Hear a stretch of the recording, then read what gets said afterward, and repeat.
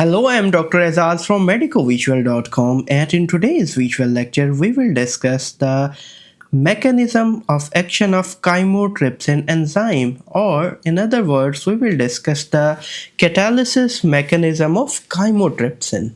So chymotrypsin is basically a protease. It means that it digests the protein, right? So how it works, let's see how it works. So this is a schematic diagram. Of course, it's not structurally correct 3D model of the chymotrypsin enzyme. And let's suppose here it has, of course, it's an enzyme, it's a protein. It consists of different amino acid residues. Three important amino acid residues that are very relevant with the mechanism of catalysis are there, and I will discuss those specifically here to understand its mechanism of working. So one of those three amino acid residues are the serine at 195 position, the serine amino acid. We are not going into the complete structure of serine, that is not relevant, but the important part which is relevant here is this OH part.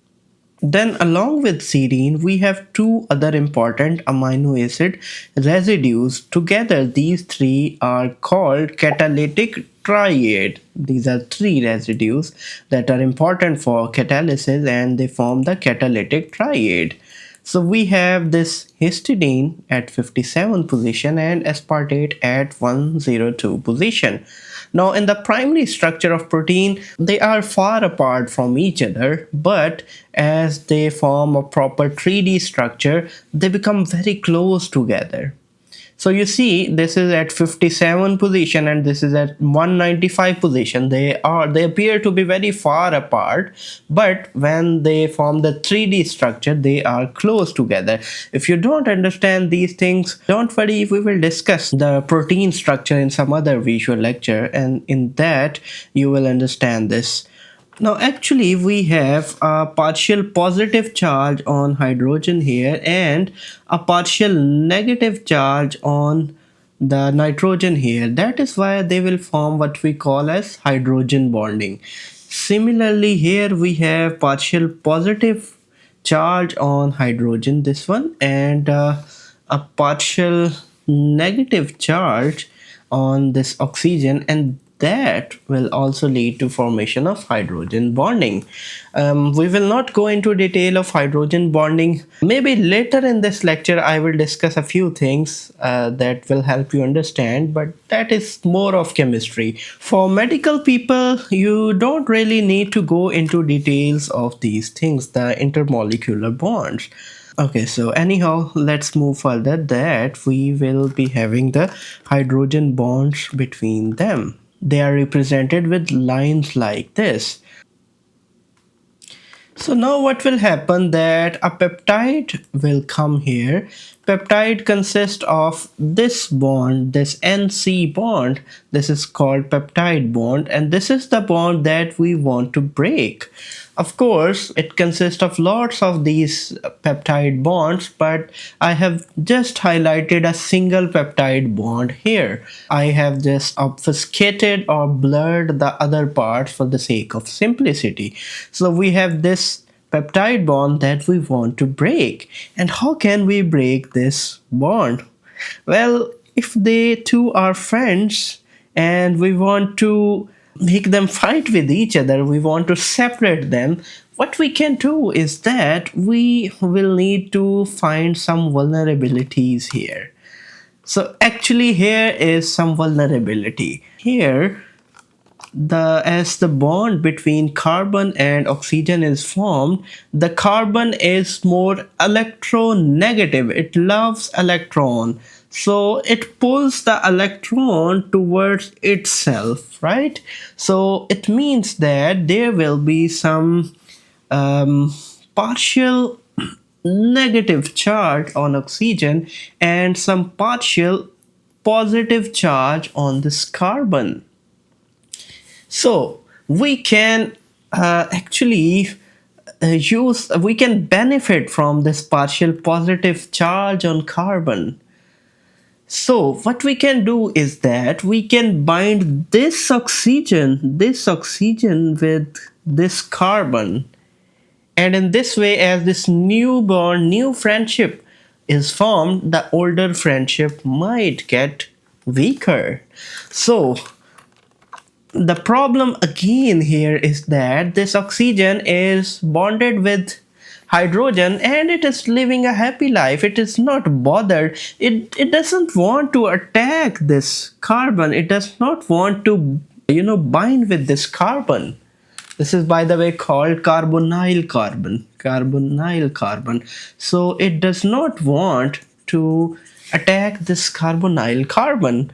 But here we have histidine 57, which does something interesting. Well, actually, what it does is that it picks this friend of serine. It takes away this hydrogen in the form of proton. So as it takes the proton, the electron of hydrogen is also shifted here. So now oxygen has one extra electron. Now oxygen has a negative charge.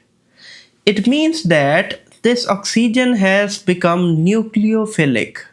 Let me tell you what is nucleophile, but before that, if you focus here, this histidine has taken a proton, it has accepted a proton. It means it is acting as a base, and it has acted as a base, and it formed this ion, this O negative ion, which is called alkoxide ion. It is the alkoxide ion. Now this alkoxide is nucleophile. What is nucleophile? Nucleophile is something which loves the nucleus of the atom. And nucleus mainly consists of proton and neutron. So proton is the charged particle. So this nucleophile loves the proton mainly. So it loves the positive charge or partial positive charge. Nucleophile loves to attack the positive charge or partial positive charge because of having extra electrons. One or more extra electrons are there, and it has this extra electron. That is why it is a nucleophile. It's a strong nucleophile. The term nucleophile is opposite to what we call as electrophile. Electrophile, as the name indicates, it loves electrons. It means it is deficient in electron. It has less electron, one or more less electron. So it loves electron, or it loves negative charge or partial negative charge. So here, this entity, this carbon will be acting as electrophile because it loves electron, it loves negative charge or partial negative charge, and this alkoxide ion will act as a nucleophile because it loves positive charge or partial positive charge. So it means that this alkoxide will attack this carbon and it will form a bond with it. Now, as it forms the bond, this oxygen gets an extra electron. How exactly it happened, that is beyond the scope of this part of the lecture. Actually, after this basic discussion, I will have a little bit more detailed part of this lecture in which I will dive a bit deeper into chemistry and I will help you understand these concepts if you are interested. For medical students, these details of chemistry is not very relevant. So now we have this what we call as tetrahedral intermediate 1 2 3 4. So we have these four heads attached, four atoms attached with this carbon. So we have this tetrahedral intermediate that is formed, but still this bond is not broken. Well, actually here this tetrahedral intermediate, normally it is very unstable. If it forms normally, it immediately turns into some other structure or it immediately reverts back. But here this enzyme has what we call as the oxyanion hole, a stabilizer for this. So what is this oxyanion hole? Let me show you here. So here we have this glycine 193, and one of its component is this hydrogen having partial positive charge, and we have this other part of serine, the NH part of the same serine 195 that we already discussed, and that also has a hydrogen with partial it's a partial positive. I mistakenly labeled it partial negative. Sorry about that. It's a partial positive. So these two partial positive charges, they will sort of neutralize this negative charge of oxygen, and it will stabilize this tetrahedral intermediate structure. But still it is very unstable. It wants to break. It wants to revert back, and if it reverts back we will have a problem. This bond will be broken, and we do not want to break this bond. So here our histidine 57 comes to rescue. It has this proton here, so this proton is close to this N nitrogen. So what it will do is that this proton, it will donate it to this nitrogen, and then this bond will be broken, right? And again we will have the double bond here, and as it happens you see that this at least one proton should be attached with this structure, this imidazole ring. So this proton will be attached here, and this proton will be donated to this part of peptide. So now we have one of the product that will go back, as a product that will go somewhere, right? And then we have water that will come here. And why do we need water? Actually, the problem is that we still have this part of peptide. The bond is broken, but we still have this part of peptide that is still attached with our enzyme. We want to somehow remove this. So water will come here. This histidine will pick this proton of water and again act as a base, right? And then what will happen that the OH that will be left, it will bind with this part of peptide, and then it will go away as the second product, and then this proton will bind here and it will go back, and then we have the structure just like before. And now another peptide can come. It can also be broken down in the similar way. So that's how catalysis happen in chymotrypsin. Let's have a quick review of this process. So here are all the steps of catalysis by chymotrypsin. Let's see them one by one. So again, first of all, we have this serine, this OH, and all these structures you can see. So in the first step, as the substrate comes, some changes occur in the enzyme, and the most important chemical change that occur here is that this histidine will pick up this proton, and this aspartate 102, it will stabilize this. So you see what happened here. Initially we have this hydrogen or proton bound here, but aspartate will pick this proton, and here this proton will attach here like this. So at least one proton must be bound with this imidazole ring. So that's important.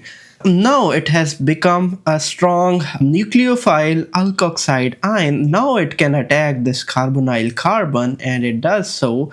And this double bond is broken. You see previously it had this double bond. This double bond is broken, and it has got a negative charge which is stabilized by the oxyanion hole. So then what happens that this is still unstable structure. So this histidine will donate its proton. So one product will be released, and this bond is then broken. Then what will happen that water will come, it will pick up the proton, and OH will go here, And then we have the structure as just like before, as we have the enzyme initially, and another cycle can start. So that was all about the chymotrypsin mechanism. I know it's a bit complicated, but I have tried my best to simplify it for you. Now, if you are a medical student and you do not want to go into details of chemistry, you can skip the next part of this lecture. But if you are like me, very curious about things and that how the processes happen under the hood, you can continue watching and I will dive a bit deeper into chemistry. Mind you, I am not a chemist, I am not an expert of chemistry, but I have studied some chemistry books to understand this mechanism in a bit more detail. So I will try to explain my intuition about it. And I tried to research a lot, so hopefully there won't be any errors. But if there are, first, please forgive me. Secondly, please do let me know in the comment section. Right, so let's move forward to second part of this lecture. And before that, I forgot a very important thing that I wanted to mention. So you see, we have these protons business going on here. So protons attaching first, let's go to the beginning. So we have this proton attaching to histidine, right? And this proton attaching to aspartate. And so you see there is the flow of protons here and there. And wherever the flow of protons involved, it means it has something to do with pH. So here comes the importance of pH. pH maintenance is very important in our body. You know, pH is maintained in a very narrow range. Blood pH is maintained in a very narrow range in our body. There are many reasons for it. One of the important reason is that it affects the structure of protein, but there is a chemical reason for this. And the chemical reason is that many enzymes don't work properly if the pH is disturbed. Of course, the reason for this is twofold. One reason is that the structure of enzyme is disturbed. We will not discuss that why the structure is disturbed. The second reason is the chemical reason, that here you see it is catching the proton. What if the pH of blood is already very low? Then it would have already be having a proton. Will it catch this proton? Will it pick up this proton? It will not. So will this reaction proceed? Will this chymotrypsin be able to break this bond? The answer is no. So that is why, that is one of the reasons. That is not the only reason. As I told you, there are many reasons. So one of the important reason of maintaining the pH of blood at a narrow range is this problem. So now let's go to little bit deeper into chemistry to understand the catalysis mechanism of chymotrypsin. You know what is the general structure of the amino acid? So it consists of this C double bond O and OH here, this carboxylic part. Then we have another carbon, and along with that we have hydrogen attached with it. And then with this carbon we have some side chain which we call as R. It could be anything, and it depends upon the type of amino acid that we are talking about. And then we have this amide group, NH2. This is the general structure of the amino acid. Now, amino acids, they bond together to form the long chains called peptides. So in peptide, there is not two hydrogen, but one of the hydrogen is removed, and here we have another amino acid that is attached. And here what will happen, that this part, for the other amino acid, this OH part is not there. We have only this part, right? And then we have this carbon and this hydrogen and another side chain. Let's call it R2. Let's call this R1 and let's call it R2.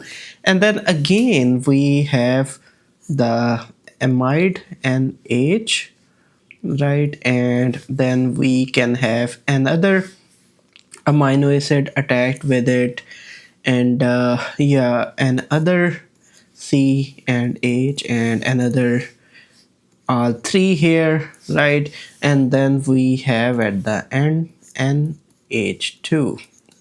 So this is a structure of peptide. Now, if you want to break the peptide bond, by the way, all these are peptide bond. This one and this one, the CN bond here, we have two here.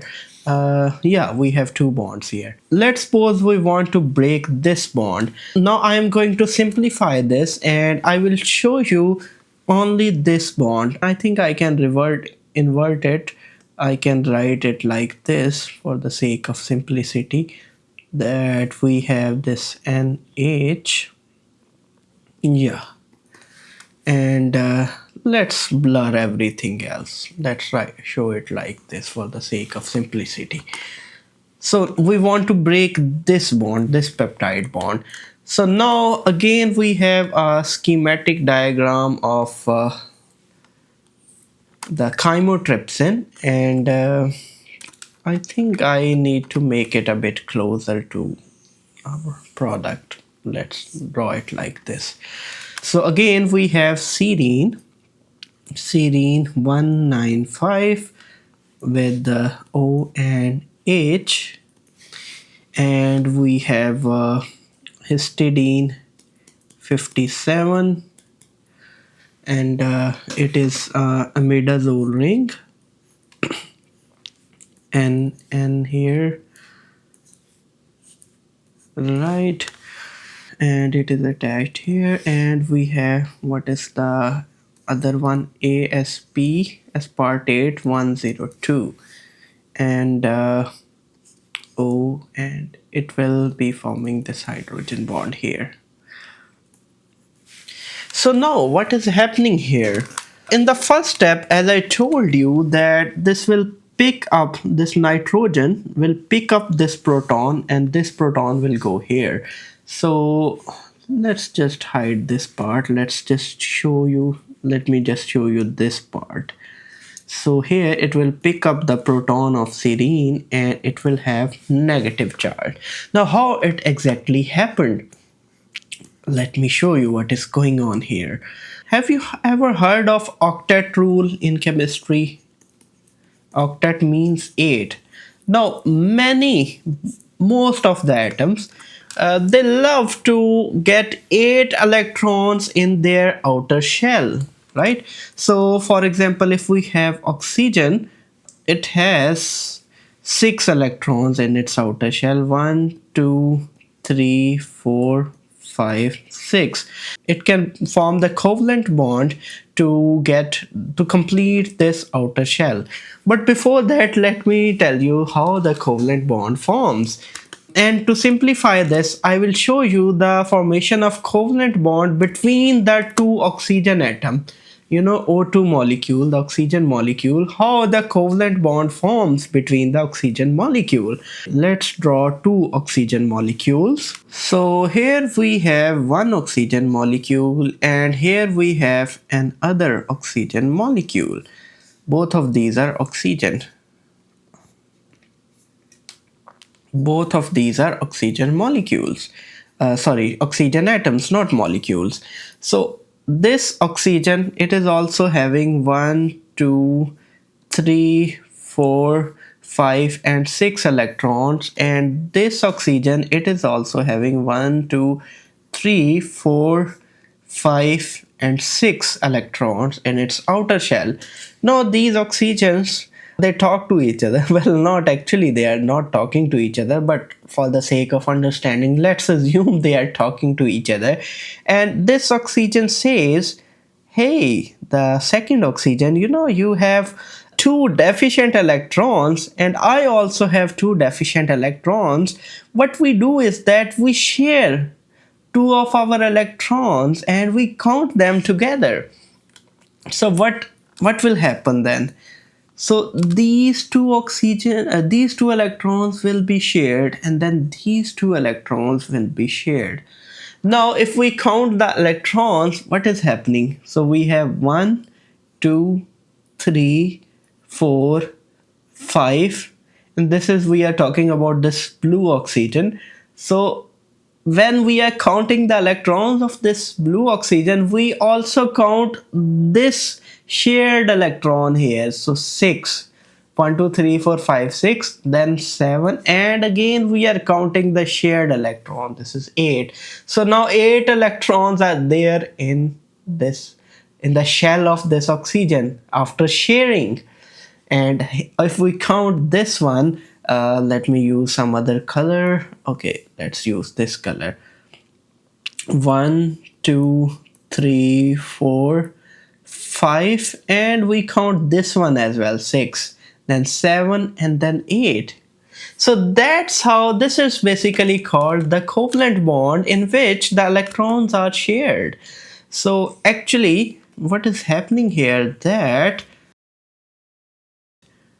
these electrons, they are somewhere in between. They are, these shared electrons, they are somewhere in between, right? Like this, somewhere in between, and they are counted as electrons of both of these atoms. 1, 2, 3, 4, 5, 6, 7, 8, and here again 1, 2, 3, 4, 5, 6, 7, and 8. So that's how the sharing happens. So this is, in this situation, you see that the electrons, they are equally shared. They are present almost in between, equidistant from each other. But let me tell you another scenario. Let's say this green oxygen is not oxygen. Let's call it X. This is some atom X, and this X is highly electronegative. By electronegative, I mean that it loves to attract the electrons towards itself in a bond. It loves to attract the bound atom. It loves to attract the bound electrons towards itself. So in that case, so what will happen in that case, if it is very strongly electronegative atom, that these electrons will come closer to it, and they will move far from this. So you see the problem here, that now electrons are moving closer to it. I don't know how its color changed, but it should be like that. So these electrons, they become closer to this X atom because it is electronegative. There are several reasons that some atoms are electronegative. It depends upon the radius of atoms and many other factors that I don't want to go into detail. That will be too much chemistry. And now, because it is attracting lots of electrons, it will have a partial negative charge, and this oxygen will have partial positive charge. And that usually happens in covalent bond when different atoms are involved. This is like doing a partnership with a very strong and influential person, that he takes everything from you, and you know, it's like a toxic relationship. I hope you can understand my point. Now, what is going on here in case of serine and this alkoxide ion? To understand the catalysis mechanism of chymotrypsin at the level of chemistry, let's try to understand what is going on. Let's say we have this oxygen of serine. Okay, let's use this blue color. So we have this oxygen of serine, and oxygen, as you know, it has 6 electrons in its outer shell. 1, 2, 3, 4, 5, and 6. So one electron it is sharing with the carbon of serine that I haven't shown here. So 1, 2, 3, 4, 5, 6, 7, and one electron it is initially sharing with hydrogen. Now hydrogen is a bit different. It's a small atom and it has only one electron in its outer shell, and its outer shell is the small, very small shell. It can only accommodate 2 electrons. So it has 1 proton and 1 electron. So what it does to complete its outer shell, it shares an electron with this oxygen. So now if we count the electrons of hydrogen 1 and 2, it has 2 electrons and its shell is completed. It does not follow the octet rule as such. So, and if we count the electrons of this oxygen, we have 1, 2, 3. The shared electrons are also counted: 4, 5, 6, 7 and 8. So now what actually happens, that this histidine, it will pull this proton, pull this hydrogen in the form of proton. What I mean by this is that the oxygen is strongly electronegative.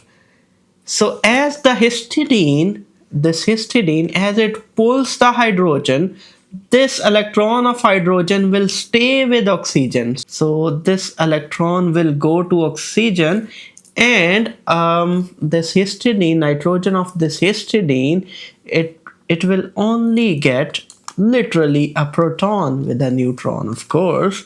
So it will literally get a proton. That is why we call it H positive. It consists of a proton and a neutron and no electron at all. That is why it is called a proton. So this it will go away. Let's remove this, and its electron is here with oxygen, and because of that, now oxygen has a negative charge, and now it is called alk oxide ion, which is a strong nucleophile. It is rich in electron and it's a strong nucleophile. So how many electron it has? 1, 2, 3, 4, 5, 6, 7 and 8. Still 8 electrons, but it is strongly nucleophile due to this extra electron. It loves to share this electron to form another bond. An important question that might intrigue you is that why exactly the alkoxide ion is having that big negative charge? Well, to understand this, let's suppose we have an oxygen atom, and let's draw a big oxygen. Now the thing is that the oxygen that we typically draw as having 6 electrons, like this: 1, 2, 3, 4, 5, 6. It does not actually have 6 electrons only. The 6 electrons are in its outermost shell.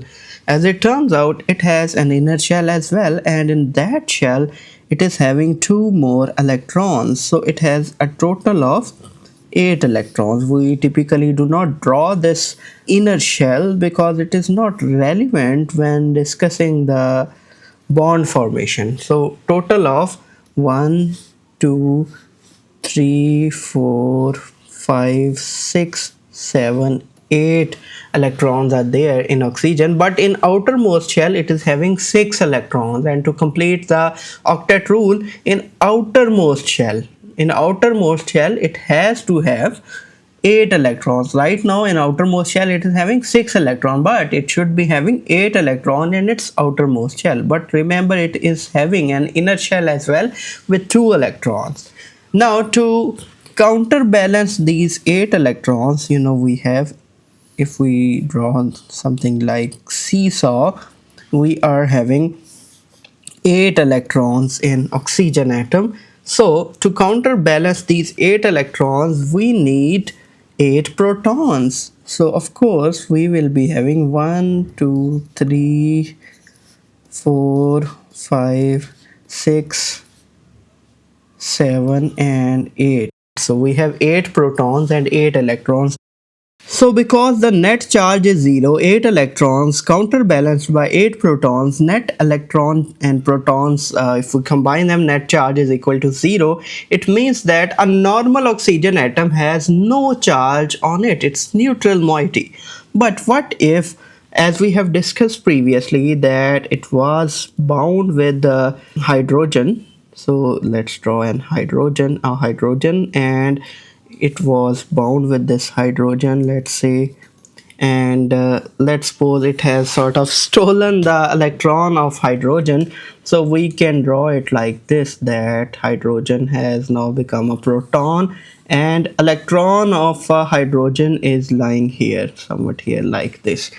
So now we have one extra electron. So if we count the electrons, overall electrons, now not just in the outer shell is having now 7 electrons, but if we count overall electrons, we have 1, 2, 3, 4, 5, 6, 7, 8, and now we have 9, one extra electron, but the number of protons are still the same. 1 2 3 4, 1 2 3 4 5 6 7 and 8.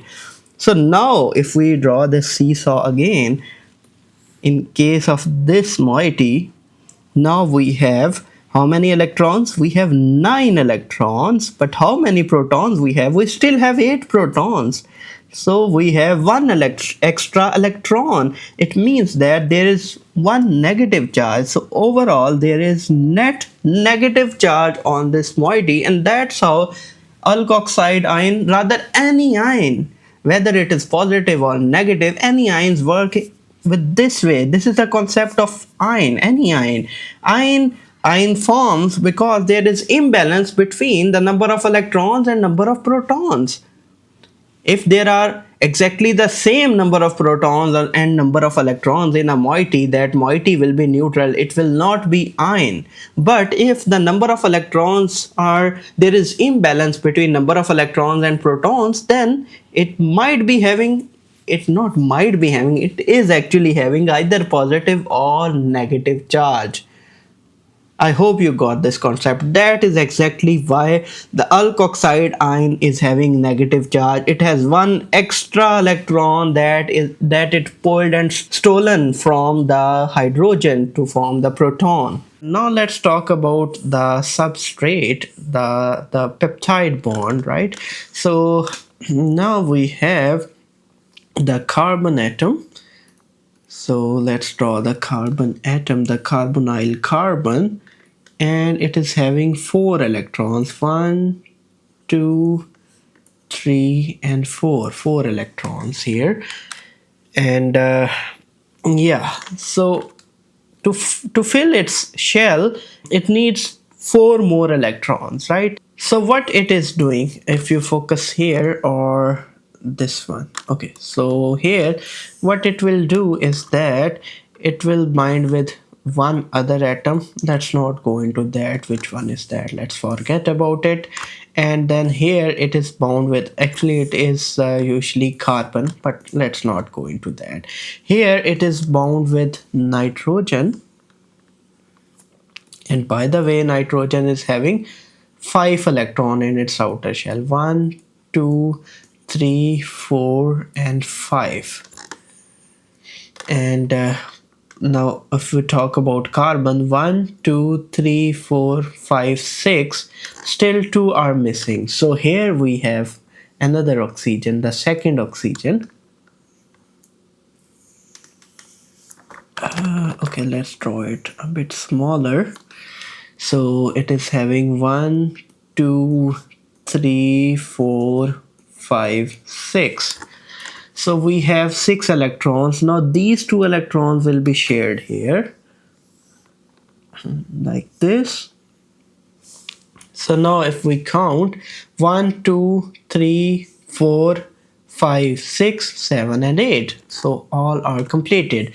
If we talk about oxygen, 1 2 3 4 5 6 7 and 8, all are completed. But oxygen being a strongly electronegative, it will pull the shared electron pair towards itself. It means that these 2 electrons of carbon, they will spend most of their time in the vicinity of oxygen. Let me show you. Let's draw it in another way, that these 2 electrons, they are more closer to oxygen due to oxygen being strongly electronegative. It means that it will be having a partial negative charge and it will be having a partial positive charge, and this alkoxide can exploit this power imbalance, as you can say it like this. So what it will do is that it will say to carbon, you are having a twice toxic relationship with oxygen. At least break one bond and form a bond with me. But carbon says, I don't have any electron to form a bond with you. We need an electron to form the covalent bond after all. But this oxygen says, don't worry, I have an electron that I can share with you, and you can pretend that this is my electron, and then you can bind with me. And as it wants to bind with this oxygen, the other oxygen says, this top oxygen, it says that no, no, no, no, no, not like this.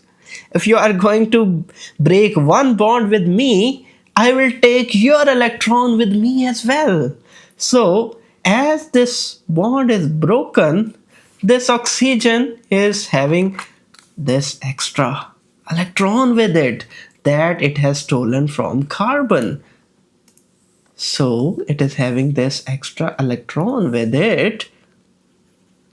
So now it is having 1, 2, 3, 4, 5, 6, 7, 8 electron, but due to this extra electron, it is having a negative charge.